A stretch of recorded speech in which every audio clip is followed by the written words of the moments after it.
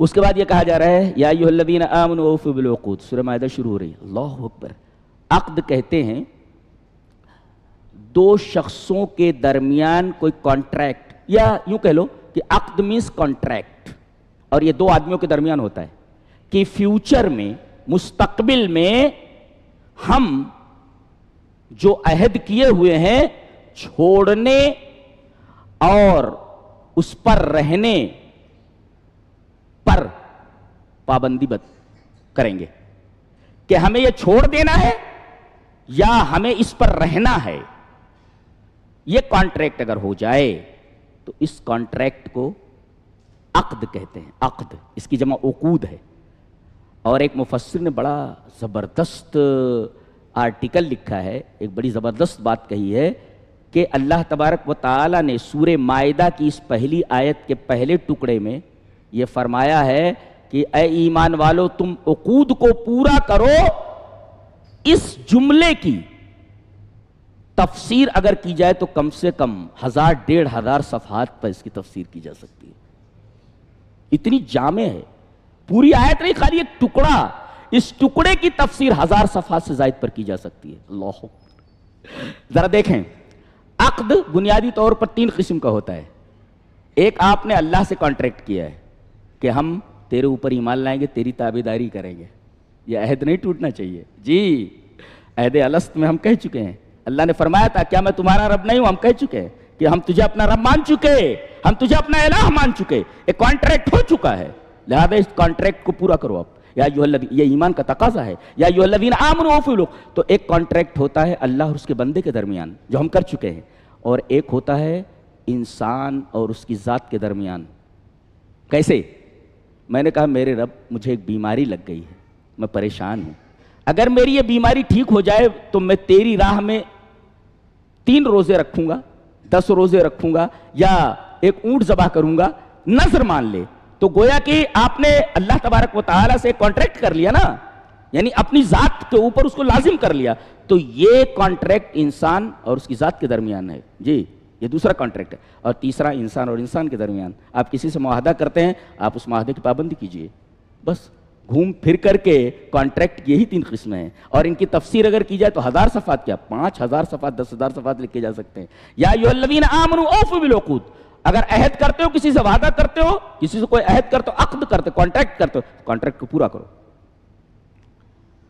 اس کے بعد اس کانٹریکٹ کی ایک اہم شق بیان کی جا رہی ہے کہ احلت لکم بہیمۃ الانعام الا ما یتلی علیکم. اللہ تبارک و تعالی نے بہیمۃ الانعام کو تمہارے لیے حلال کر دیا. غور سے، بہیمہ کہتے ہیں جانور کو. بعض لوگوں نے کہا ہے بہیمہ جانور کو اس لیے کہا جاتا ہے کہ ان کے پاس عقل اور ادراک نہیں ہے. یہ صحیح نہیں ہے. اس لیے کہ ضروریات زندگی کے لیے کی حد تک، ضروریات زندگی کی حد تک جانوروں تک کو عقل اور ادراک ہے، ان کے پاس بھی عقل ہے. جی، ایک جانور کسی کے کھیت میں چلا گیا اور وہاں چرنے لگا ہو، ڈنڈا لے کر کے جب کھیت کا مالک دوڑتا ہے تو وہ بھاگتا ہے. کیوں؟ اس لیے کہ اس کے پاس عقل اور ادراک ہے کہ یہ مارے گا ڈنڈے سے مجھے چوٹ لگے گی. تو عقل اور ادراک تو ہے. لہذا بہیمہ کا یہ مطلب نہیں کہ اس کے پاس عقل اور ادراک نہیں ہے. بہیمہ کا مطلب ہوتا ہے مبہم، یعنی وہ جو بولتا ہے اس کی بات مبہم ہوتی ہے، سمجھ میں نہیں آتی کہ کیا بول رہا ہے. اس وجہ سے اس کو بہیمہ کہا جاتا ہے. جانور کو بہیمہ اس وجہ سے کہا جاتا ہے کہ اس کی بولی سمجھ میں نہیں آتی. اس کی بولی جو ہوتی ہے وہ ڈیویس ہوتی ہے، وہ سمجھ میں نہیں آتی کہ وہ کیا بول رہا ہے. اسی وجہ سے چونکہ اس کی بولی مبہم ہوتی ہے، سمجھ میں نہیں آتی، اس وجہ سے اس کو بہیمہ کہا جاتا ہے. اور بہیمہ کے ساتھ الانعام کیوں لایا گیا ہے؟ وہ جانور جو پالتو ہیں، جو 8 ہیں، 8 قسمیں ہیں، اور انہی 8 قسموں کی قربانی ہوتی ہے. جی، اس کو ہم 8ویں پارے کے اندر انشاءاللہ واضح کریں گے.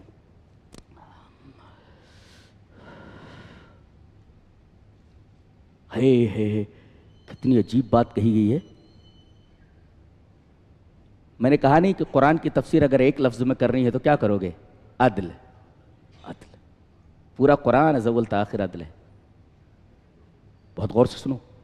وَلَا يَجْرِمَنَّكُمْ شَنَآنُ قَوْمٍ أَن صَدُّوكُمْ عَنِ الْمَسْجِدِ الْحَرَامِ أَن تَعْتَدُوا. اگر مسجد حرام سے کافر لوگ روک دیتے ہیں تو بہت بڑا گناہ کر رہے ہیں، یہ بہت بڑا جرم ہے. لیکن اتنے بڑے مجرموں کے ساتھ بھی آپ ظلم نہیں کر سکتے. آپ ان کے ساتھ بھی آپ کو عدل ہی کرنا ہے. اللہ اکبر. ہاں مسجد کوئی گرا دے بہت بڑا جرم ہے یہ, لیکن جہاں تک انصاف کی بات آئے تو انصاف کا دامن اتنے بڑے مجرم کے خلاف نہیں جانا چاہیے. اللہ مسجد حرام سے روک دے رہے اور ان کے بارے میں اللہ کہہ رہا ہے کہ ان کے ساتھ بھی آپ خلاف عدل حرکت نہیں کر سکتے. عدل کا یہ مقام ہے, انصاف کا یہ مقام ہے. اللہ دوسری مسجد گرا دی جائے وہ ظلم تو ہے ہی ہے, مسجد حرام سے روک دینا یہ بہت بڑا جرم ہے. اور ان مجرمین کے خلاف بھی آپ خلاف عدل کوئی حرکت نہیں کر سکتے. آپ ان کے ساتھ بھی انصاف ہی کرنا ہے. یہ انصاف کا مقام ہے شریعت میں. اللہ فرمایا گیا تعاونوا علی البر والتقوی ولا تعاونوا علی الاثم والعدوان. بر اور تقوی کے اوپر ایک دوسرے کی مدد کرو. بر کسے کہتے ہیں, تقوی کسے کہتے ہیں؟ جی البر اعم من التقوی. بر یہ عام ہے تقوی سے. بر کے اندر کتنی چیزیں آتی؟ فعل الواجبات والمندوبات وترک المحرمات. بر کے اندر آ گیا کہ اللہ نے جو جو چیزیں آپ کے اوپر فرض کی ہیں, واجب کی ہیں, وہ آپ کریں, اور جو چیزیں واجب نہیں کی ہیں, نفل وغیرہ ہے. مندوب, مندوب کا مطلب ہوتا ہے مقتضى الشرع فعله من غیر الزام. آپ کے اوپر ضروری نہ قرار دیا گیا ہو, جیسے یہ تراویح ہے, یہ ضروری نہیں ہے, یہ لہذا یہ مندوب ہے. تو شریعت نے جس چیز کا تقاضا کیا ہو لیکن لازم نہ کیا ہو, تراویح لازم نہیں ہے لیکن یصاب فاعلہ ولا یعاقب تارکہ. اگر آپ کریں گے تو آپ کو ثواب ملے گا, اگر چھوڑ دیں گے تو آپ کے اوپر عذاب نہیں ہوگا. یہ مندوب ہے. تو گویا کہ فعل الواجبات آپ کے اوپر جو واجب ہے وہ آپ کریں گے, مندوب آپ کریں گے, آپ کریں تو آپ کو ثواب ملے گا. اور ترک المحرمات, محرمات حرام کردہ چیزوں کو چھوڑ دیں گے آپ. 3 چیزیں یہ البر کے اندر. لیکن تقوی کے اندر صرف 2 چیزیں ہیں, فعل الواجبات و ترک المحرمات. یہ مندوبات نہیں ہوتے, یہ مندوبات نہیں ہوتے تقوی کے اندر. جی لہذا البر اعم من التقوی, لہذا بر عام ہے تقوی سے. اللہ نے فرمایا وتعاونوا علی البر والتقوی. تقوی کے اوپر بھی دوسروں کی معاونت کرو. جیسے مسجد ہے, مسجد مقروض ہے, پیسوں کی ضرورت ہے, آپ معاونت کریں, یہ تقوی کی بات ہے, بر کی بات ہے. ولا تعاونوا علی الاثم والعدوان. اسم اور عدوان دونوں ایک ساتھ آئیں تو اسم کا تعلق ان گناہوں سے ہوتا ہے جن کا تعلق یہ اللہ سے ہوتا ہے, اور عدوان ان گناہوں کو کہتے ہیں جن کا تعلق انسانوں سے ہوتا ہے. جی المتعلقہ بحق اللہ والاسم, المتعلقہ بحق الانسان فهو العدوان. اگر کوئی آدمی کسی بندے کا حق مار رکھتے ہیں, یار عدوان کر رہا ہے, یہ عدوان. جی اور اگر نماز نہیں پڑھ رہا ہے تو یہ گناہ ہے, اس لیے کہ نماز کا تعلق اللہ سے ہے. جی تو یہ اسم ہے. تو اسم اور عدوان کے تعلق سے بات بتائی گئی کہ عدوان کا تعلق یہ انسان کے حق سے ہے اور اسم کا تعلق اللہ کے حق سے. جی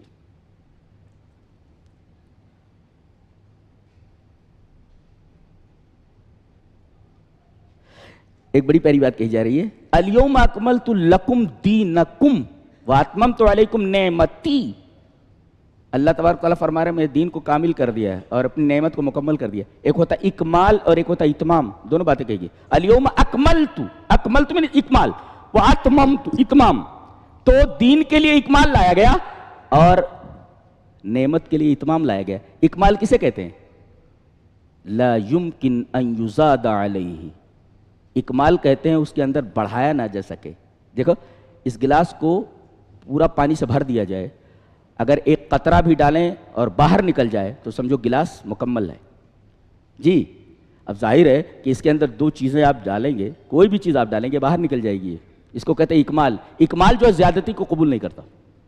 تو دین ایسا ہے مکمل کہ آپ کوئی چیز اس میں بڑھائے نہیں. اگر آپ بڑھائیں گے تو وہ بدعت ہے. اور بدعت کہاں رہتی ہے, کیسے سمجھائیں گے آپ؟ اس گلاس میں پانی بھرا ہوا ہے, مکمل ہے گلاس. اب ایک قطرہ ڈالیے, گلاس مکمل ہے, ایک قطرہ باہر نکل جائے گا. گویا جو آدمی دین سے باہر کوئی چیز دین کے نام پر ایجاد کرتا ہے وہ جیسے وہ قطرہ پانی اس گلاس میں نہیں آتا، گلاس کے باہر ہے، تیسے ہی وہ جو آپ نے دین کے نام پہ کوئی بات ایجاد کی ہے وہ دین کے باہر ہے، وہ دیٹ از کالڈ بدعہ. جی لا یمکن ان یزاد علیہ هو الاکمال. اکمال کہتے ہیں کہ اس کے اندر زیادتی نہ کی جا سکے. ایک قطرہ ڈالیں گے باہر نکل جائے گا، اور ایک قطرہ اگر رہ گیا اس کے اندر تو کامل کہاں ہے، وہ مکمل نہیں ہے نا، وہ مکمل کے اندر زیادتی نہیں ہوتی ہے. تو دین مکمل ہے، اسی لیے اللہ نے کہا الیوم اکملت لکم دینکم، تمہارے دین کو جو تم پر ہم نے نازل کیا وہ مکمل ہے، لہذا لا یمکن الزیادۃ فی، اس کے اندر زیادتی نہیں ہو سکتی. اچھا، اور اللہ نے نعمت کو اپنی طرف منسوب کیا، دین کو تمہاری طرف اور نعمت کو اپنی طرف. آپ تک واتممت علیکم نعمتی، اس لیے کہ نعمت کس کو کہتے ہیں؟ آتاہ اللہ النعمت التی یحتاجها الانسان لیس فیہا نقص ولکن یمکن الزیادۃ فی. کہتے ہیں کہ اللہ تعالیٰ نے جس کو جو نعمت دی ہے، جس کا انسان ضرورت مند ہے، اس کے اندر نقص نہیں ہے.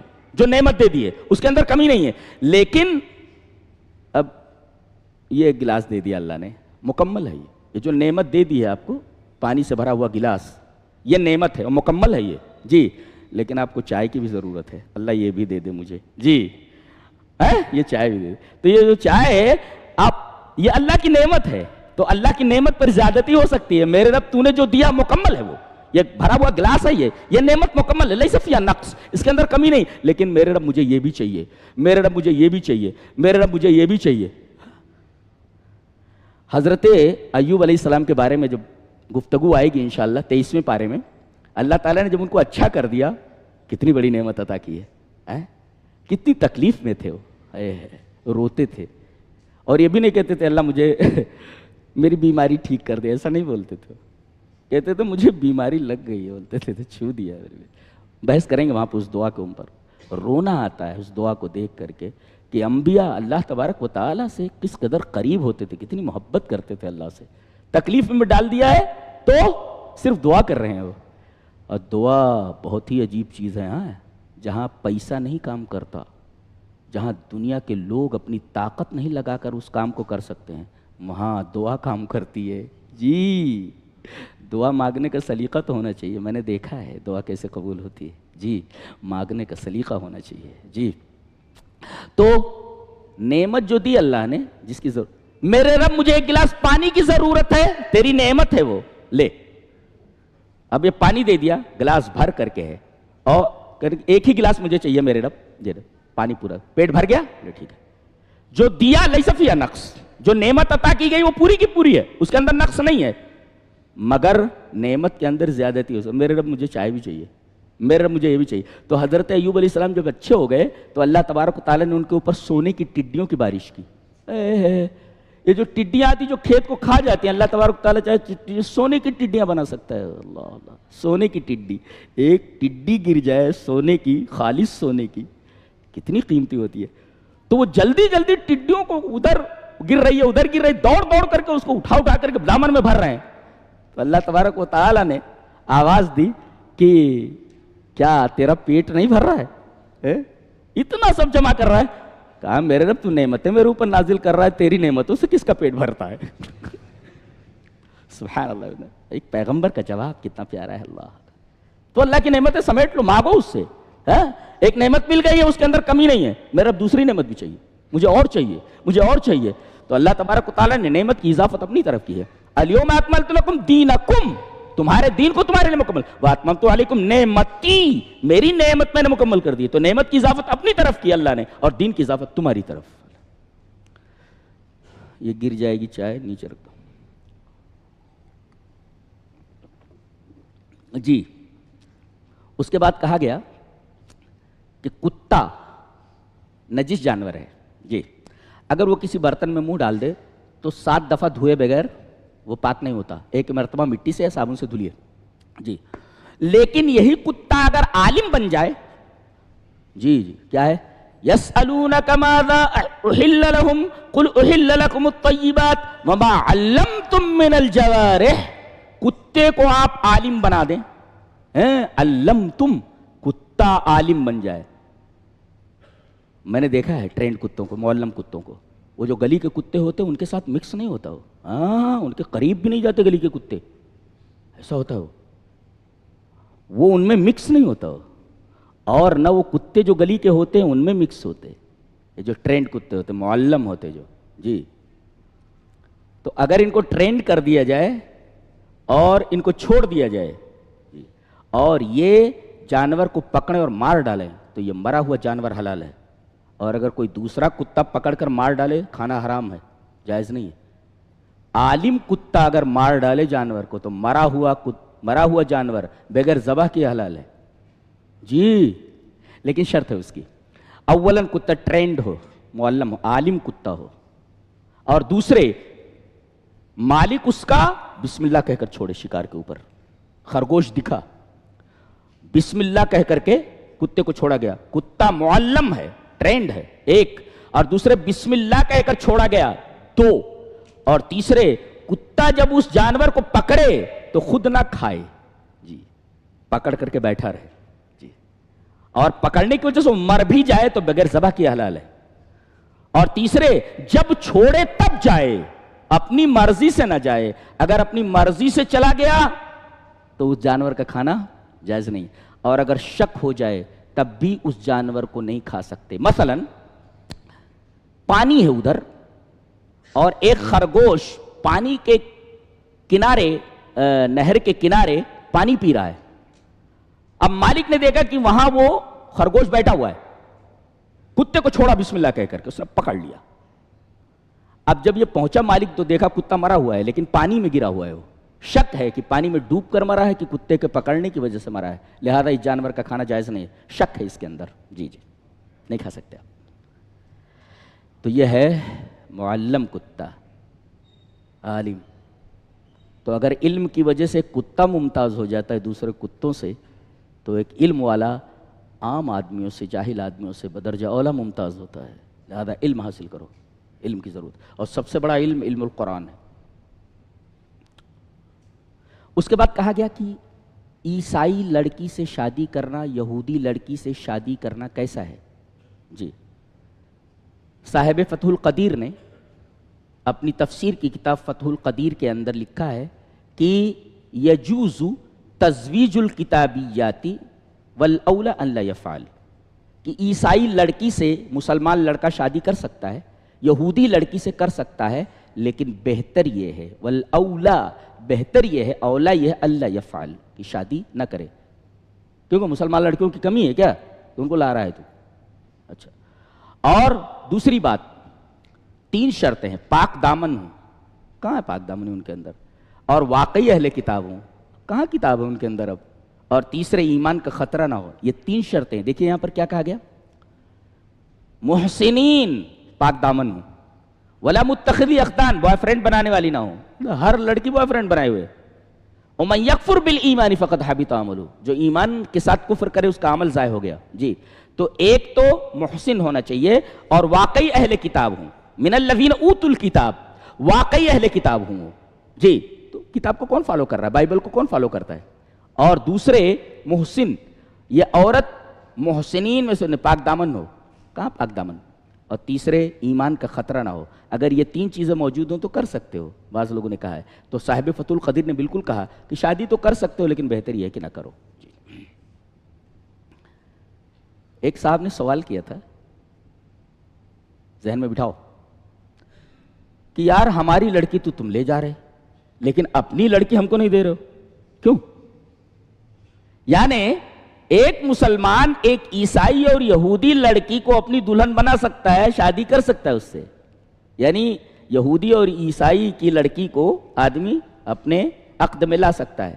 انہوں نے کہا کہ ہماری لڑکی تو لے جا رہے ہو، اپنی لڑکی کیوں نہیں دے رہے ہو؟ مسلم لڑکی کیوں نہیں ایک عیسائی اور یہودی کے ساتھ شادی کر سکتی ہے؟ تو ایک بڑا لطیفہ ہے وہ پیارا سا، بولے ایسا ہے کہ ہم لوگ 2 نبیوں کو مانتے ہیں، عیسیٰ علیہ السلام کو بھی مانتے ہیں اور محمد صلی اللہ علیہ وسلم کی مانتے ہیں، اس وجہ سے ہم تمہاری لڑکی لا سکتے ہیں، لیکن تم محمد کو کہاں مانتے ہو صلی اللہ علیہ وسلم، تم تو صرف عیسیٰ کو مانتے ہو، لہذا یہ لین دین ایک طرف کا ہوگا، ہم 2 کو مانتے ہیں تو معاملہ ایک ہی طرف رہے گا، یا دونوں طرف نہیں ہو سکتا، تم لوگ ہمارے نبی کو مانتے ہی نہیں، ہم تمہارے نبی کو مانتے ہیں لہذا تمہاری لڑکی لا سکتے ہیں، تم ہمارے نبی کو نہیں مانتے لہذا ہم اپنی لڑکی تمہیں نہیں دے سکتے۔ لطیفہ ہے، کہیں جواب دینا ہو تو دے سکتے ہو ایسا۔ اللہ فرما رہا ہے وَلَكِنْ يُرِيدُ لِيُطَهِّرَكُمْ، اللہ چاہتا ہے کہ تمہیں پاک کرے۔ پاک کرنے کا کیا مطلب ہے؟ ایک ہے جسم کا پاک کرنا اور ایک ہے دل کا پاک کرنا۔ اللہ چاہتا ہے کہ تمہیں پاک کر دے، تو تم پاک کس طرح ہوگے؟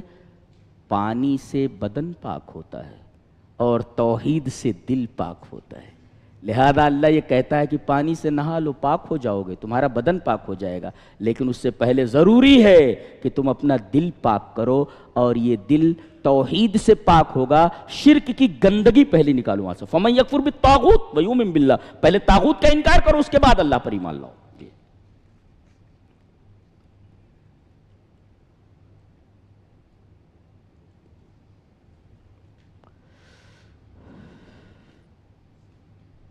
اللہ نے ایک بڑی پیاری بات یہاں فرمائی ہے، جبکہ اس کی ہر بات پیاری ہے، کہ اگر تم نماز کو قائم کرو تو اللہ تمہارے ساتھ ہے۔ وَقَالَ اللَّهُ إِنِّي مَعَكُمْ لَئِنْ أَقَمْتُمُ الصَّلَاةَ، اگر تم نماز قائم کرو تو اللہ تمہارے ساتھ ہے۔ ایک مفسر لکھتا ہے وَقَالَ اللَّهُ إِنِّي مَعَكُمْ، اللہ یہ فرما رہا ہے کہ بے شک میں تمہارے ساتھ ہوں۔ لَئِنْ أَقَمْتُمُ الصَّلَاةَ وَآتَيْتُمُ الزَّكَاةَ آ گئے، لیکن پہلے نماز کا تذکرہ ہے۔ ایک مفسر لکھتا ہے تو نماز سیدھی کر لو، اللہ تمہاری زندگی سیدھی کر دے گا۔ بہت پیارا تفسیر ہے اس کا۔ اقامہ میں نے سیدھا کر دینا، تم نماز کو سیدھا کر لو، اللہ تمہاری زندگی سیدھی کر دے گا۔ جی جی جی جی، ہماری نمازیں سیدھی نہیں ہیں، ٹیڑھی میڑھی ہیں ایسی نمازیں، پوری نمازوں کو سیدھا کرو۔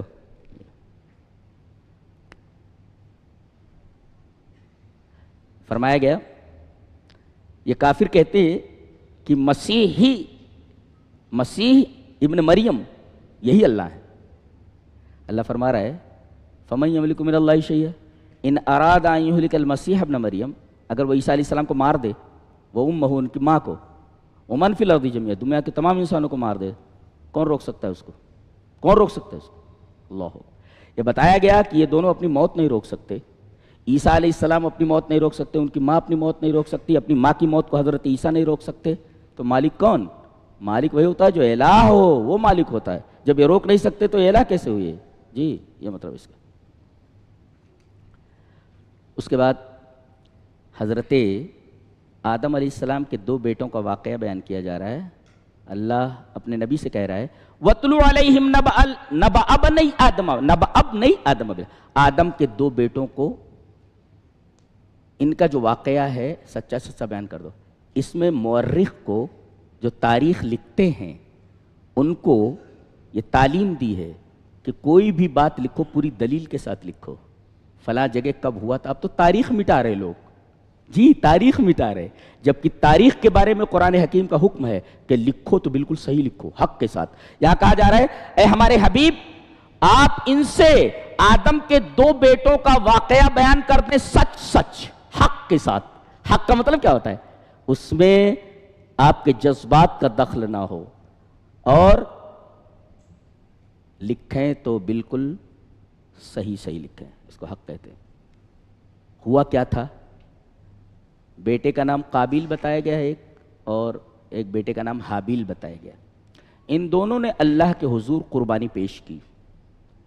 اب پہلے کیا تھا؟ آج ہم قربانی کرتے ہیں، پتہ نہیں قربانی قبول ہوئی کہ نہیں قبول ہوئی۔ پہلے طریقہ یہ تھا کہ قربانی کر کے کوئی بھی چیز آپ اللہ کی راہ میں قربان کر رہے ہیں، آپ اسے میدان میں رکھ دیں، ایک آگ آتی تھی جلا دیتی تھی، تو جس قربانی کو آگ جلا دیتی تھی پتہ چلتا تھا کہ اللہ نے اس قربانی کو قبول کر لیا ہے۔ اب قابیل نے بھی اپنی قربانی پیش کی اور حابیل نے بھی۔ اس نے کچھ اپنے کھیت سے گیہوں کی چند بالیاں اللہ کی راہ میں قربان کی، رکھ دیا، اور اس نے ایک بہترین میڈھا اللہ کی راہ میں قربان کیا۔ آگ آئی اور میڈھے کو جلا دیا۔ اس سے ایک نقطہ یہ ملا کہ اللہ کی راہ میں جب قربان کی جائے چیز تو بہت اچھی ہونی چاہیے۔ یہاں تو پھٹا جوتا دے کر کے غریب کو حاتم طائی کی قبر پر لات مارنے والے موجود ہیں، جیسے معلوم ہوتا ہے حاتم طائی کی قبر پر لات مار دی ہیں۔ اللہ نے فرمایا انما یتقبل اللہ من المتقین، کہتے التقوی مفتاح فی کل عمل، ہر عمل کی چابی ہے تقوی۔ اگر آپ کے پاس تقوی نہیں ہے تو آپ کا کوئی عمل اللہ کی نگاہ میں معتبر نہیں ہے. ہر چیز کی چابی، ہر عمل کھلتا ہے تقوی سے. التقوی مفتاح فی کل عمل، تمام عمل کی چابی ہے تقوی. جی اللہ متقین سے عمل کو قبول کرتا ہے. انما یتقبل اللہ من المتقین. اس سے غصے میں آ گیا، تیری قربانی کیسے قبول ہوئی؟ میں تجھے قتل کر دوں گا. دیکھیے جناب، دیکھیے جناب، حسد کے مارے اس نے اپنے بھائی کو قتل کر دیا. اب یہ پہلا قتل تھا اور پہلا آدمی مرا تھا. معلوم نہیں تھا کہ آدمی مر جائے تو کیا جاتا ہے. اب یہ اس کی لاش کو لیے ہوئے گھوم رہا تھا، کروں تو کیا کروں اس کا. اللہ تعالیٰ نے کوے کو بھیجا، فبعث اللہ غرابا. یہ کوے ہی کو کیوں بھیجا؟ کوئی اور جانور کیوں نہیں، کوئی اور پرندہ کیوں نہیں؟ اس لیے کہ کوے کی عادت ہوتی ہے کہ کوئی چیز اس کو ملتی ہے تو وہ چونچ سے کہیں جگہ کھود کر کے اس چیز کو وہاں چھپانے کی کوشش کرتا ہے. ایک اور دوسرے یہ کہ کوہ جو ہوتا ہے وہ انسانوں سے زیادہ منسلک رہتا ہے. جی اس کے تعلق سے تو بہت سارے محاورے بن گئے ہیں. وہ بولے کوے ماما جو ہے، کوے ماما ہو گئے، کوے ماما وہ چھت کی مڈیر پر یا گھر کی مڈیر کے اوپر کائیں کائیں کر رہے ہیں، کوئی مہمان آنے والے بولے تو گویا کہ یہ جانور اور یہ پرندہ چونکہ انسانوں کے ساتھ رہتا ہے، زیادہ رہتا ہے یہ، لہذا اس پرندے کا ذکر کیا گیا. اور اس کی عادت ہوتی ہے کہ یہ کسی چیز کو پاتا ہے تو چونچ سے ادھر ادھر کر کے اس کو چھپانے کی کوشش کرتا ہے. اس نے کوئی چیز چھپانے کی کوشش کی، ساتھ میں دیکھا اچھا ایسا کیا جاتا ہے، پھر اس نے کھود کر کے اس کو دفن کیا. اس کو، اس کا مطلب یہ ہے کہ انسان جب مر جائے تو اس کے زمین کے حوالے کرنا، اسے دفن کرنا، یہ انسان کی فطرت ہے. اس کو کوا بھی جانتا ہے کوا بھی جانتا ہے اس کو. جی اور جو لوگ جلاتے ہیں، یہ کوا بولا صحیح نہیں ہے وہ.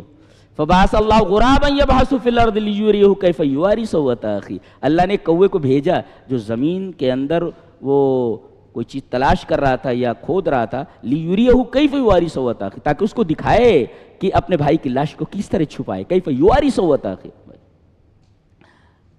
یہ کہہ رہا انسان ہو کر کے ہائے افسوس، عجزت ان اکون مثل هذا الغراب. اس کوے سے بھی میں بدتر ہوں بولتا ہے وہ. فاصبح من النادمین، بہت ہی نادم ہوا، بہت ہی پشیمہ ہوا. جی اس کے بعد کہا گیا یا ایھا الذین آمنوا اتقوا اللہ وابتغوا الیہ الوسیلہ. اے ایمان والو اللہ سے ڈرو اور وسیلہ اختیار کرو. اس میں گڑبڑی کہاں ہوئی ہے؟ اردو میں جو وسیلہ ہوتا ہے اس کو عربی کا وسیلہ مان لیا گیا. عربی میں وسیلے کا معنی وہ نہیں ہوتا جو اردو میں ہوتا ہے. وسیلے کا مطلب اردو میں یہ ہوتا ہے کہ بھئی آپ کو کسی تک پہنچنا ہے تو بیچ میں کسی کو آپ اپنا وسیلہ بنا لیں. لیکن عربی میں وسیلہ اس معنی میں نہیں آتا، بلکہ کہتے توسلت الی فلان تقربت الیہ. توسلت الی فلان کا مطلب یہ ہوا کہ میں اس کے قریب ہو گیا. تو گویا یہ کہا جا رہا ہے کہ اللہ سے ڈرو اور اللہ کے قریب ہو جاؤ، سیڑھی اختیار کرو. ہم کہاں سیڑھی کے قائل نہیں ہیں، ہم سیڑھی کے قائل کہتے ہیں بغیر سیڑھی کے کوئی چھت پر کیسے پہنچ سکتا ہے. مانتے ہیں ہم مانتے ہیں سیڑھی ہے، لیکن کم سے کم جس نے سیڑھی لگائی ہے اپنے تک پہنچنے کی، اس سے پوچھ لو کہ سیڑھی کا مطلب کیا ہوتا ہے. سیڑھی کون بتائے گا سیڑھی کیسی ہوتی ہے؟ جس نے سیڑھی لگائی ہے وہی بتائے گا نا. تو لہذا سیڑھی لگانے والے سے پوچھ لو کہ سیڑھی لگانے کا کیا مطلب ہے. جی پتہ یہ چلا کہ سیڑھی کا مطلب ہوتا ہے اعمال صالحہ. لہذا اپنی مرضی سے سیڑھی کا مطلب مت بتاؤ، بلکہ سیڑھی کا مطلب وہ بتائے گا جس نے سیڑھی بنائی ہے اس تک پہنچنے کی. لہذا اعمال صالحہ ہی وہ ذریعہ ہے جس سے اللہ انسان کے قریب ہوتا ہے. توسلت الی فلان تقربت الیہ. جی یہ مطلب ہے.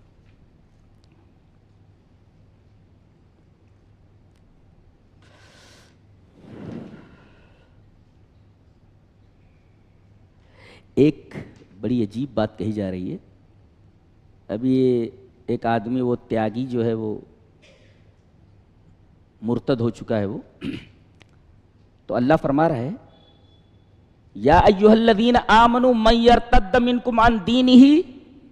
اے ایمان والو جو اپنے دین سے پھر جائے. مسلم تھا، اس نے اپنا دین بدل دیا، کافر ہو گیا. ایک نکتہ یہ بتایا جا رہا ہے کہ اگر ایک آدمی اسلام سے پلٹتا ہے تو اللہ کا یہ قانون ہے کہ پوری قوم کو کھڑا کر دیتا ہے. پوری قوم ایک پوری قوم لے آتا ہے مسلمان بنا کر کے. لہذا اگر کوئی آدمی اسلام سے پھر جائے تو آپ کو غمگین ہونے کی ضرورت نہیں، بلکہ خوش ہو جائیے کہ ایک آدمی گیا ہے. اللہ تبارک تعالیٰ پوری قوم ایک مسلمان بنا کر کے اس کے مقابلے میں لا کر کھڑا کر دیتا ہے، وہاں کھڑا کر دیتا ہے اس کی جگہ پر. ایک آدمی مرتد ہوا، اس کی جگہ پر اللہ پوری قوم لا کر کے کھڑا کر دیتا ہے. جی اللہ نے فرمایا یا ایھا الذین آمنوا من یرتد منکم عن دینہ فسوف یأتی اللہ بقوم. ایک آدمی پھرا ہے، پوری قوم لے آیا اللہ تبارک تعالیٰ. اچھا اس کے بعد کہہ رہا کہ اللہ ان سے محبت کرتا ہے. ایک نقطہ یہ ملا، جو دین کو فالو کرتا ہے اللہ ان سے محبت کرتا ہے، اور جو دین سے پھر جائے اللہ اس سے نفرت کرتا ہے، اس سے محبت نہیں کرتا. گویا کہ دین کے اندر جو لوگ ہیں، دین کو فالو کر رہے ہیں، اللہ ان سے محبت کر رہا ہے. اور محبت کا طریقہ کیا ہے؟ اتباع رسول. پتہ یہ چلا کہ ارتداد کا فتنہ اگر پھیل جائے، لوگ مرتد ہونے لگیں، تو صرف متبع سنت ہی ارتداد کا مقابلہ کر سکتا ہے. جو سنت کی اتباع کر رہا ہو، سنت کو فالو کر رہا ہو، وہی ارتداد کے فتنے سے نمٹ سکتا ہے. جی فسوف یأتی اللہ بقوم یحبهم ویحبونہ. اللہ ان سے محبت کرتا ہے، وہ اللہ سے محبت کرتے ہیں. اور ایک صفت اور ان کی، یہ مومنوں کے ساتھ بڑے خاکسار ہوتے ہیں. اگر کوئی اختلاف ہو جائے تو اختلاف جلدی سے ختم کر لیتے ہیں، لیکن عزت للکافرین، لیکن غیروں کے اوپر بہت سخت رہتے ہیں. جی اور ان کی ایک صفت اور بھی ہے، یہ حق بات بیان کرتے رہتے ہیں. ولا یخافون لومۃ لائم، کسی ملامت کرنے والے کی ملامت کی پرواہ نہیں کرتے. لہذا حق بات کہہ دو، چاہے کسی کو برا لگتا ہو یا اچھا لگتا ہو. جی اس کے بعد نبی کی عصمت کے بارے میں بات کہی جا رہی ہے. بہت ہی اہم بات ہے. نبی جان بوجھ کر کے کوئی گناہ کر سکتا ہے؟ جان بوجھ کر گناہ کرنے کو خطیہ کہتے ہیں، اور الخطیہ محال علی الرسل. جان بوجھ کر کے گناہ کرنا یہ رسولوں کے لیے محال ہے. جان بوجھ کر کے رسول گناہ نہیں کرتا. جی ایک اس کو کہتے ہیں خطیہ، جان بوجھ کر، یعنی ارتکاب المعصیہ بقصد، یعنی ارادے کے ساتھ جان بوجھ کر کے گناہ کا ارتکاب کرنا، یہ خطیہ. ہذہ محال علی الرسل. خطیہ یعنی جان بوجھ کر کے گناہ کرنا، یہ رسول کے لیے محال ہے. اچھا اور وہ ارتکاب المعصیہ بغیر قصد، بلا ارادے کے، جان بوجھ کر کے نہیں، بلا ارادہ نبی سے کوئی گناہ ہو سکتا ہے، خطا ہو سکتی ہے؟ بولے ہاں، خطیہ تو نہیں ہو سکتا، اس لیے کہ خطیہ جان بوجھ کر ہوتا ہے، خطا ہو سکتی ہے. خطیہ اور خطا میں فرق ہے. خطیہ جان بوجھ کر کے کسی گناہ کا ارتکاب کرنا، اور خطا کہتے ہیں غیر عمد، بغیر عمد، بغیر جان بوجھے، بغیر ارادے کے اگر کوئی گناہ کر لے تو یہ کیا بغیر عمد کے، بغیر ارادے کے نبی خطا کر سکتا ہے؟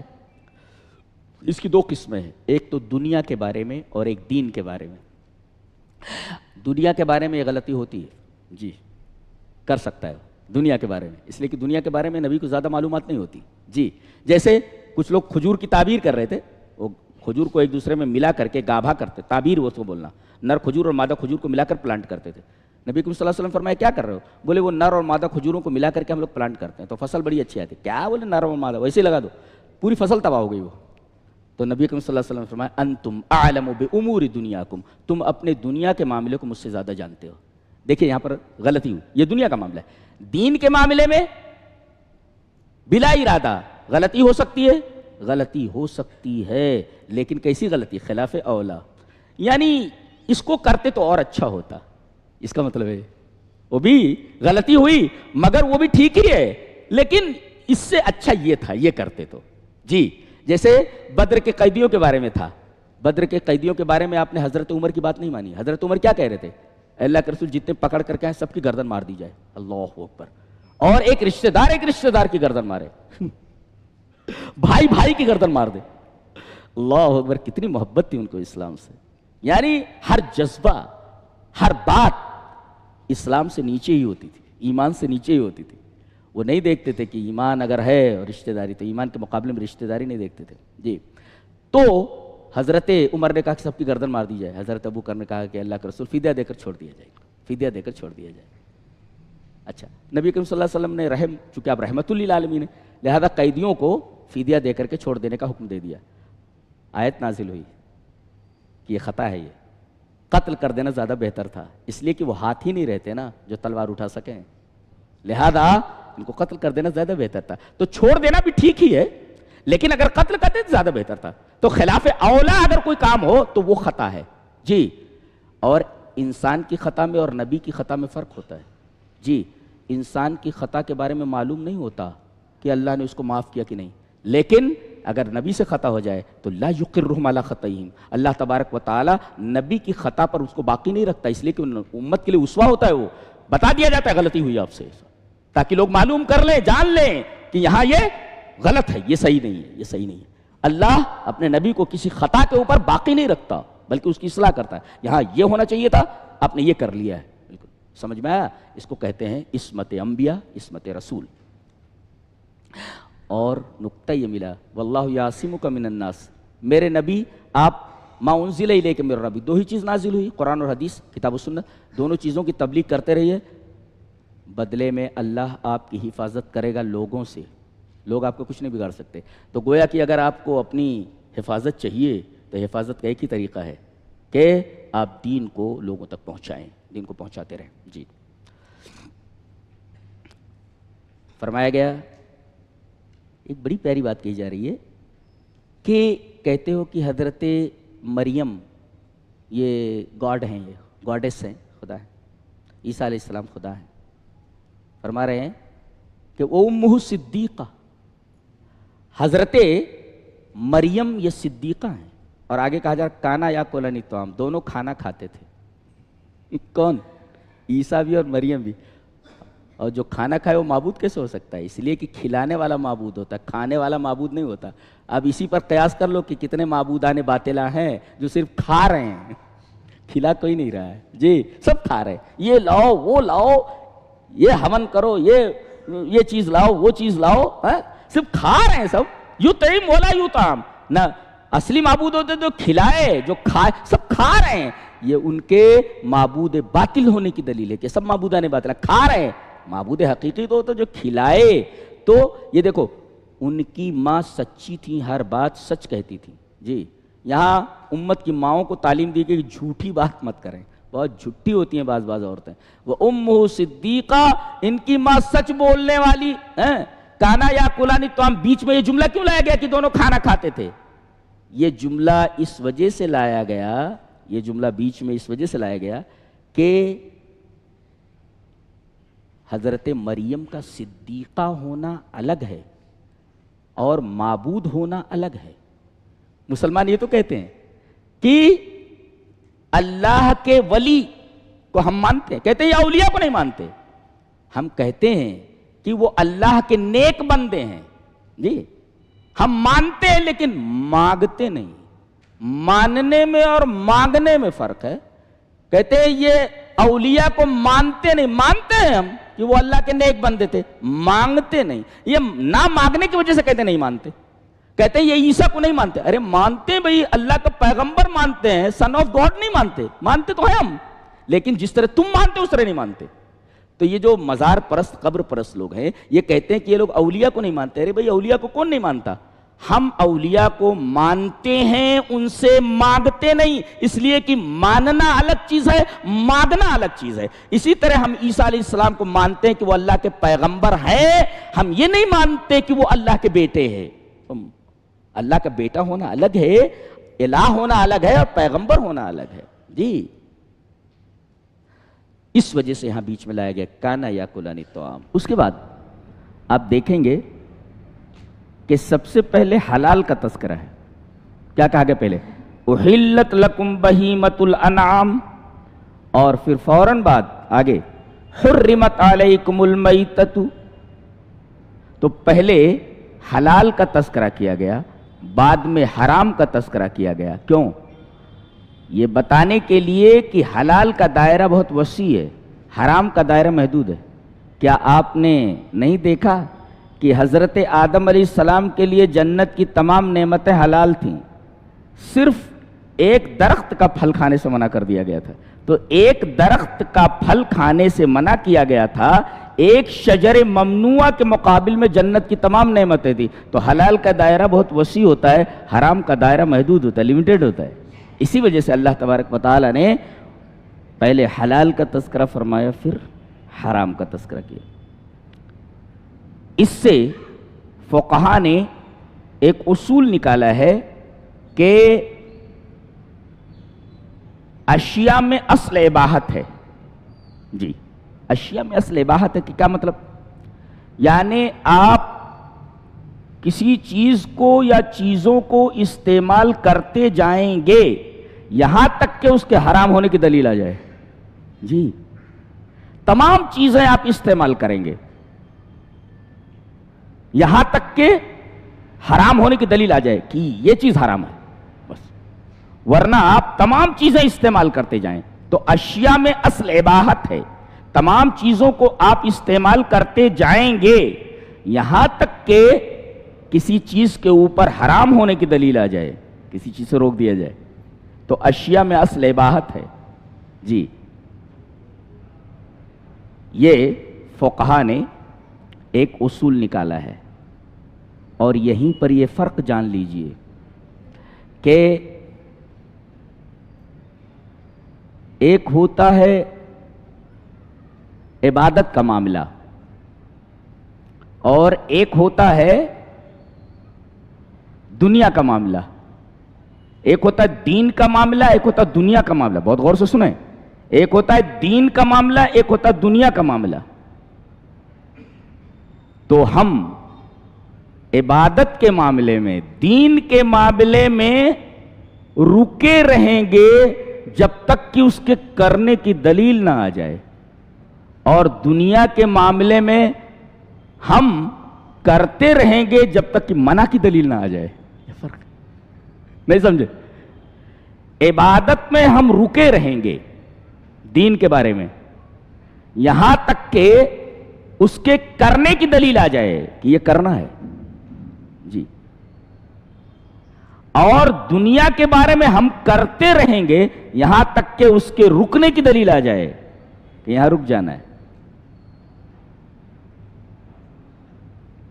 کیا معلوم ہوا کہ دین کے بارے میں ہم رکے رہیں گے جب تک کہ کرنے کی دلیل نہ آ جائے.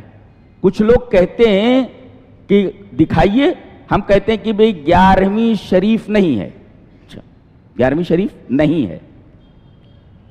اب کہتے ہیں دکھائیے قرآن میں یا حدیث میں کہ 11ویں شریف نہیں ہے. نہیں کی دلیل نہیں ہوتی ہے، اس بات کی دلیل ہوتی ہے.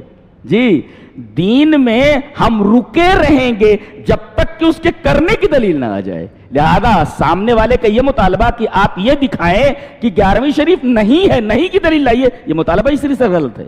جی نہیں سمجھ میں آیا؟ پھر سے بولوں،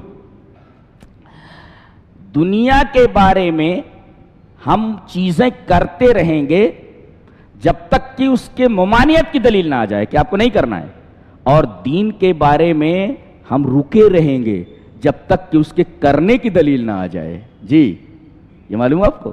لہذا یہ کہنا کہ 11ویں شریف یا کوئی بھی بدعت کی چیز کہاں لکھا ہے کہ نہیں ہے، نہیں کی دلیل نہیں ہوتی ہے.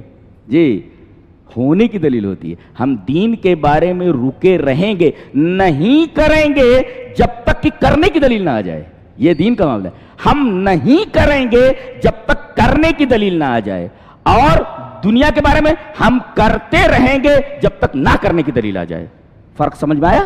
جی اس کو اچھی طرح ذہن نشین کرو. اس کے بعد 2 حلال چیزوں کا تذکرہ کیا گیا، طیبات کا، کہ اے ایمان والو طیب چیزیں استعمال کرو. طیب یعنی پاک. تو 2 قسم کے طیبات کا تذکرہ کیا گیا. ایک طیبات طعام، کھانا طیب ہونا چاہیے، اور بتایا گیا کہ اہل کتاب کا ذبیحہ حلال ہے. اگر کوئی عیسائی، لیکن شرط یہ ہے کہ واقعی وہ عیسائی ہو. آج کل عیسائی کہاں ہے؟ سب کے سب کافر ہو چکے ہیں. کہاں فالو کرتے ہیں وہ تورات کو یا انجیل کو؟ کوئی یہودی تورات کو فالو نہیں کرتا، اور کوئی نصرانی انجیل کو فالو نہیں کرتا. تو ان کا ذبیحہ استعمال کرنے سے پرہیز کیا جائے، اور جو دوسرے ملکوں سے مشینی ذبیحے آتے ہیں ان کو تو بالکل استعمال نہ کیا جائے، اس لیے کہ شک ہے اس پہ کہ پتہ نہیں اس پر بسم اللہ پڑھا گیا کہ نہیں پڑھا گیا. ہو سکتا ہے مشینی ذبیحہ ہو، اس کی گردن کاٹ دی گئی ہو. جو حلال ہے اسلام میں، حلال کرنے کا جو طریقہ ہے، ذبح کرنے کا جو طریقہ، اس طریقے پر نہ کیا گیا ہو۔ تو ایک ہے طیبات طعام، یعنی کھانا پاک ہونا چاہیے، اور دوسرے طیبات زواج، بیوی پاک ہونی چاہیے۔ ایک ہے طہارت الطعام، ایک ہے طہارت الزواج، آپ کا کھانا طاہر ہو، پاک ہو، اور آپ کی بیوی پاک ہو۔ شادی آپ پاک لڑکی سے کریں، طیبہ سے کریں، جی۔ تو دو پاکیاں بیان کی گئی، ایک ہے دو طہارتیں، ایک ہے طہارت الطعام، کھانا طاہر ہونا چاہیے، پاک ہونا چاہیے، اور دوسرے طہارت الزواج، شادی پاک ہونی چاہیے، لڑکی اچھی ہونی چاہیے، پاک ہونی چاہیے۔ اور عجیب بات تو یہ ہے کہ ہاتانی طیبتان من ملذات الدنیا، یہ دونوں کے دونوں طیبات یہ دنیا کی لذتوں میں سے ہیں۔ کھانا بدن کی ضرورت ہے، اور شادی یہ نفس کی ضرورت ہے، برابر؟ لیکن ان دونوں کا تعلق دنیا سے ہے، دنیا سے، من ملذات الدنیا، لہذا ضرورت ہوئی کہ پھر طہارت الروح کا تذکرہ کیا جائے۔ لہذا فوراً بعد یا ایھا الذین آمنوا اذا قمتم الی الصلاۃ فاغسلوا وجوہکم، نماز کا تذکرہ کیا گیا، جی، گویا کہ یہ تیسری طہارت ہے، یعنی بدن کی طہارت اور نفس کی طہارت کے ساتھ ساتھ روح کی طہارت بھی ضروری ہے۔ تو ایک ہے طہارت الطعام، آپ کا طعام کھانا پاک ہونا چاہیے، اور دوسرے طہارت الزوج، آپ کی بیوی پاک ہونا چاہیے، اور تیسرے، کیونکہ ان دونوں کا تعلق دنیا سے تھا، اب ضرورت تھی کہ روح کی پاکی ہونی چاہیے، روح کی، جی۔ روح کی پاکی کے لیے نماز کا ذکر کیا گیا، التی تبدأ بالوضو، جو وضو سے شروع ہوتی ہے۔ کہا گیا اے ایمان والو، جب نماز کا ارادہ کرو تو تم وضو بنا لو، وضو کر لو، جی۔ ویسے بھی ملحدین کے علاوہ روح کا انکار کسی نے نہیں کیا ہے، بلکہ سبھی یہ کہتے ہیں کہ مادے کو اتنا ویلو نہ دی جائے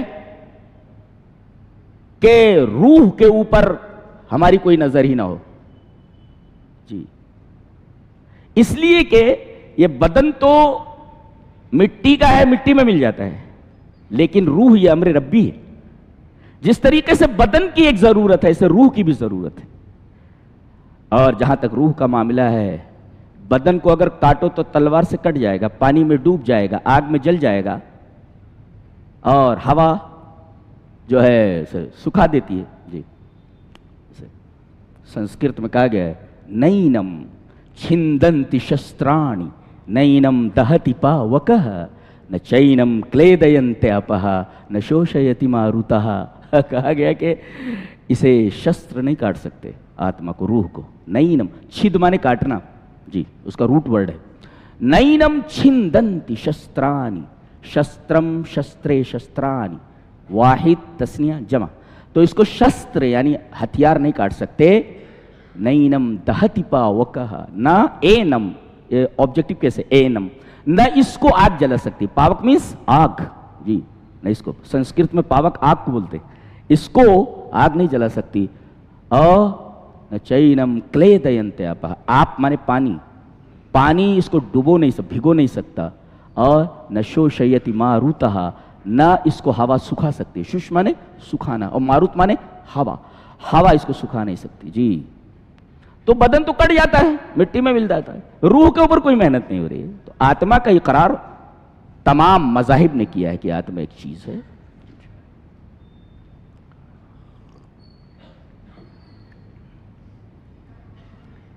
ہاں، کہیں کہیں انحراف ہے کہ وہ کہتے ہیں روح کچھ نہیں کرتی، جو کچھ کرتا ہے بدن کرتا ہے، ایسا نہیں۔ ہمارے یہاں ہے کہ نفس کے حکم سے بدن کرتا ہے، بدن آلہ ہے۔ وہ کیا بولتے ہیں، نہ اینم ویتی ہنتارم یشینم منیتے ہتم ابھو تو نہ وجانیتہ نایم ہنتی نہ ہنیتے۔ تو بہرحال ان کے خیال ہے وہ۔ تو آتما کا اقرار ہر ایک نے کیا۔ تو ایک ہے طہارت طہارت الرزق، طہارت الطعام، آپ کا کھانا پاک ہونا چاہیے۔ دوسرے طہارت الزواج، آپ کی شادی پاک ہونی چاہیے۔ اور تیسرے طہارت الروح، تو طہارت الروح کے لیے کھانے سے پاک نہیں ہوتا، روح پاک نہیں ہوتی جی، شادی کرنے سے روح پاک نہیں ہوتی، روح پاک ہوتی ہے اقامت صلاۃ سے۔ سب سے پہلے نماز کا تذکرہ کیا گیا، گویا روح کی طہارت کا سب سے بہترین اور سب سے اعلیٰ ذریعہ ادائے نماز ہے، یہ بتائیے۔ اس کے بعد اس سورہ کریمہ کا جو محور ہے، محور جس کے اوپر یہ پوری سورہ گھومتی ہے، اس کا جو ایکسس ہے جی، جیسے پوری زمین جو ہے کسی چیز کے اوپر گھومتی ہے نا، the earth moves on its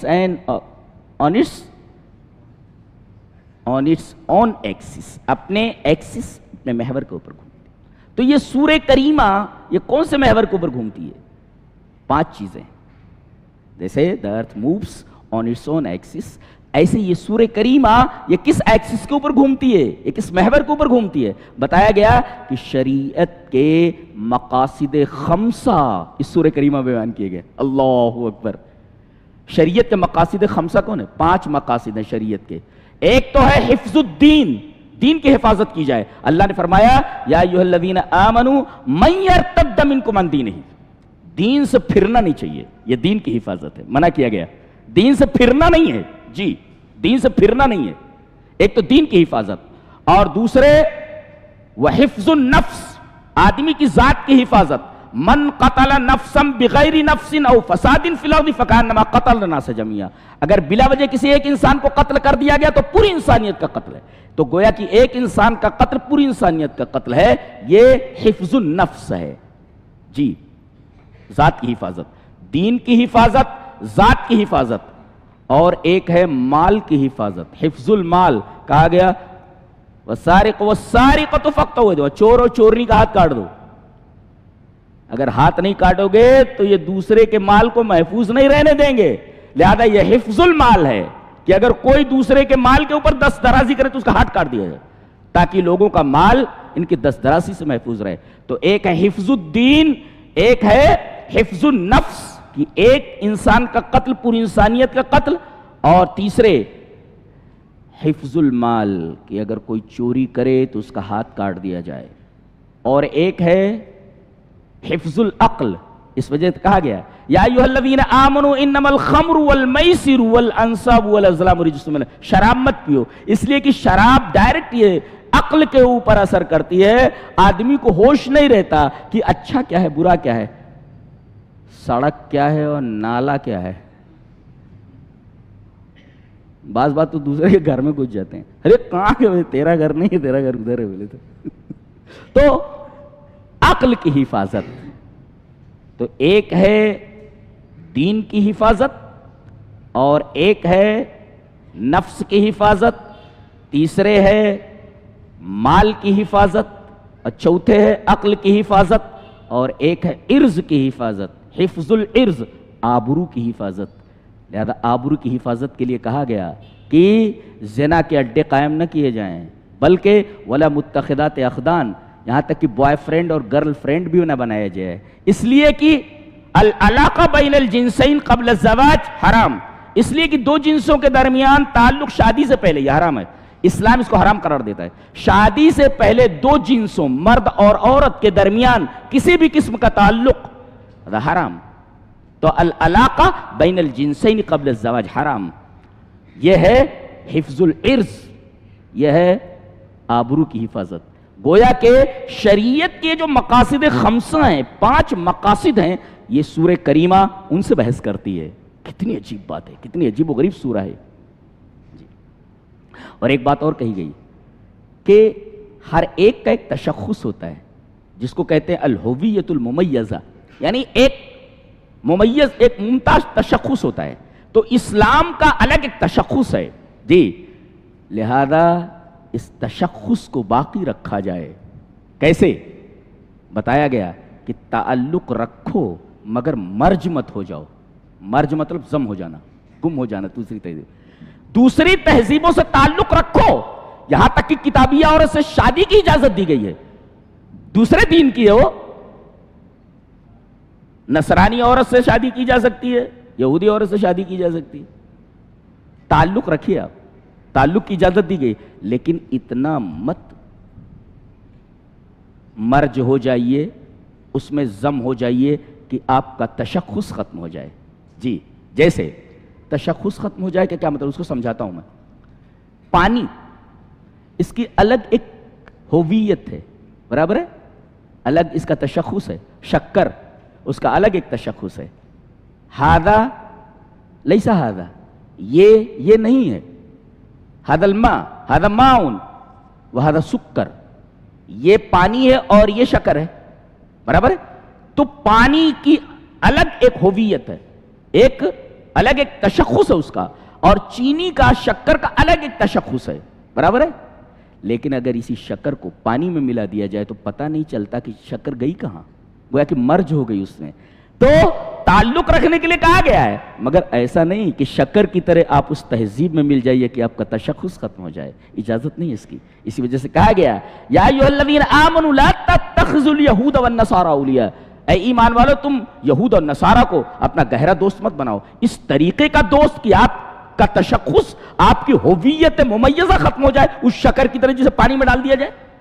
پانی کا الگ ایک تشخص ہے، شکر کا الگ ایک تشخص ہے، لہذا شکر کو پانی میں ڈال دیں تو پتہ نہیں چلتا شکر کہاں گئی۔ تو اس طریقے سے ذوبان نہیں ہونا چاہیے، پگھل جانا، اس میں مرج ہو جانا، مل جانا بالکل اجازت نہیں دیتا اسلام، اس لیے کہ اسلام الگ ایک تشخص ہے، مسلمان الگ ایک ہویت رکھتے ہیں، تو اس میں مل کیسے کر سکتے کفر میں؟ جی، منع کیا گیا۔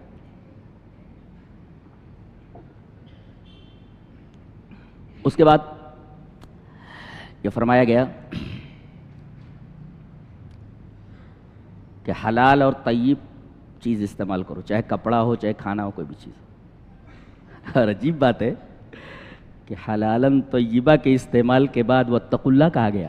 دیکھیں، وَكُلُوا مِمَّا رَزَقَكُمُ اللَّهُ حَلَالًا طَيِّبًا وَاتَّقُوا اللَّهَ، اے ایمان والو، اللہ نے جو تمہیں رزق حلال دیا ہے وہ استعمال کرو، حرام کے قریب مت جاؤ۔ اس کے بعد واتقوا اللہ لانے کی کیا ضرورت تھی؟ دوسرا جملہ یہ بتانے کے لیے جو حرام خور ہوتا ہے متقی نہیں ہوتا ہو، جی۔ اور دوسرے، اگر آدمی کی زندگی میں تقوی ہو تو حرام سے بچے گا، تو حرام سے بچنے کا سب سے بہترین طریقہ تقوی ہے زندگی میں، جی۔ تو حرام خور متقی نہیں ہوتا، اور اگر تقوی ہے آپ کی زندگی میں تو آپ حرام خوری نہیں کریں گے۔ اسی وجہ سے مما رزقکم اللہ حلالا طیبا کے مان بعد واتقوا اللہ لائے گا، جی۔ اس کے بعد ایک واقعہ بیان کیا جا رہا ہے کہ صحابہ کرام احرام میں ہیں، اور جب کوئی حالت احرام میں ہو تو شکار کرنا منع ہے۔ سامنے سے خرگوش جا رہا ہے، میں احرام میں ہوں تو میں اس کا شکار نہیں کر سکتا، حالت احرام میں شکار حرام ہے۔ اللہ، یہاں تک کہ کوئی آدمی کسی خرگوش کو بھگا رہا ہے، پکڑنا چاہ رہا ہے، وہ احرام میں نہیں ہے، وہ آئے آپ سے پوچھے خرگوش کدھر گیا، آپ اشارہ بھی نہیں کر سکتے اس طرف سے گیا ہے۔ اللہ اکبر، جی جی جی جی جی، نہ آپ شکار کر سکتے ہیں، نہ شکار کا پتہ بتا سکتے ہیں حالت احرام میں۔ تذکرہ ہے کہ صحابہ کرام یہ حالت احرام میں ہیں، اور کیا ہو رہا ہے وہ دیکھیے۔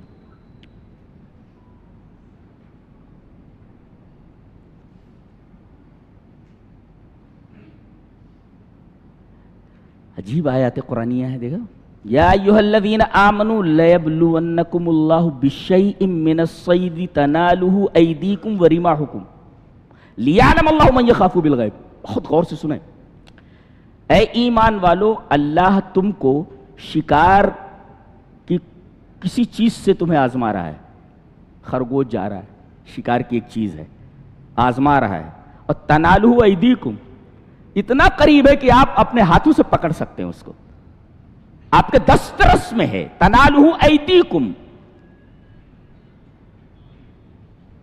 یعنی ودن ریچ ہے، وہ آپ اس کو پکڑ سکتے، تنالہ ایدیکم ورماحکم، نیزہ آپ کے پاس ہے تو نیزے سے مار کر اس کو آپ پکڑ سکتے ہیں۔ لیکن یہ بہت بڑی آزمائش ہے کہ حالت احرام میں آپ شکار نہیں کر سکتے، اگرچہ شکار سامنے سے جا رہا ہو، اور آپ اسے ہاتھوں سے پکڑ سکتے ہو، یا نیزے سے، یا کسی ہتھیار سے آپ اس کو مار کر گرا سکتے ہو۔ ایسا کیوں ہے؟ اللہ کیوں آزماتا ہے؟ لیعلم اللہ من یخاف بالغیب، غیب میں پوشیدہ جگہوں پر آدمی اللہ سے ڈر رہا ہے کہ نہیں؟ یہ موبائل ہے میرے پاس، موبائل، تو موبائل اللہ نے دے دیا ہمیں، اب یہ اللہ اس موبائل کے ذریعے ہمیں آزما رہا ہے جی، ہم اس کو کسی اور اس پر جا کر کے کیا کہتے ہیں اس کو، کسی کوئی ایپ ایسا ہوتا ہے، کوئی جگہ ایسی ہوتی ہے، کوئی سائٹ ایسی ہوتی ہے، گندی سائٹ پر آپ جا سکتے ہیں جی، گندی سائٹ آپ کے ہاتھ میں ہے، تنالہ ایدیکم، شکار تمہارے سامنے، آپ گناہ کر سکتے ہیں، لیکن اللہ یہ جاننا چاہتا ہے کہ کوئی وہاں نہیں ہے، بالغیب تنہا ہو تم کمرے میں۔ اب موبائل کو کس طرح استعمال کر رہے ہو؟